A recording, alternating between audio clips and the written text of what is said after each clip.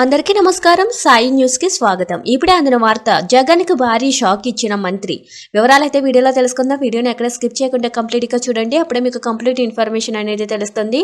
అలాగే ఇప్పటి వరకు మన ఛానల్ ఎవరైతే సబ్స్క్రైబ్ చేసుకోలేదో దయచేసి సబ్స్క్రైబ్ చేసుకోండి. అదేవిధంగా లైక్ చేయడం మాత్రం మర్చిపోకండి.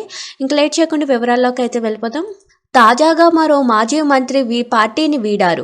వైఎస్ఆర్సీపీకి మాజీ మంత్రి అవంతి శ్రీనివాస్ రాజీనామా చేశారు. ఈ మేరకు అధిష్టానానికి రాజీనామా చేసినట్లు లేఖను పంపించారు. వ్యక్తిగత కారణాలతో వైఎస్ఆర్సీపీని వీడుతున్నట్లు లేఖలో రాశారు.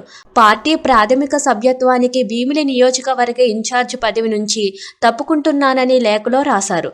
తనకి ఈ అవకాశం కల్పించినందుకు ధన్యవాదాలు తెలిపారు. ఈ రాజీనామాను ఆమోదించాలని కోరారు. కూటమి ప్రభుత్వానికి కనీసం ఏడాది సమయం ఇవ్వాలని, ముందే ధర్నాల పేరుతో హడావిడి సరికాదన్నారు. 2009లో చిరంజీవి ఆశీస్సులతో రాజకీయాల్లోకి వచ్చానని, చిరంజీవి నాగబాబు ఆశీస్సులతో భీమిలి ఎమ్మెల్యేగా గెలిచానన్నారు. తాడేపల్లిలోనే అందరినీ అడగకుండా ఏకపక్షంగా నిర్ణయాలు తీసుకుంటున్నానన్నారు. వ్యక్తిగత కారణాలతో రాజకీయాలకు దూరంగా ఉంటున్నానంటూ చెప్పుకొచ్చారు.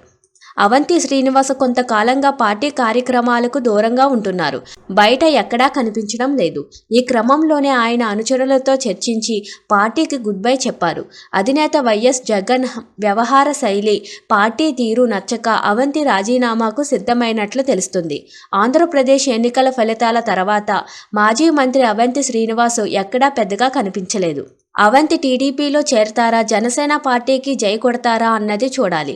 అయితే అవంతి జనసేన పార్టీ వైపు మొగ్గు చూపుతున్నట్లు తెలుస్తుంది. ఆయన మాత్రం రాజకీయాలకు దూరంగా ఉంటున్నానంటున్నారు. Thank you for watching this video.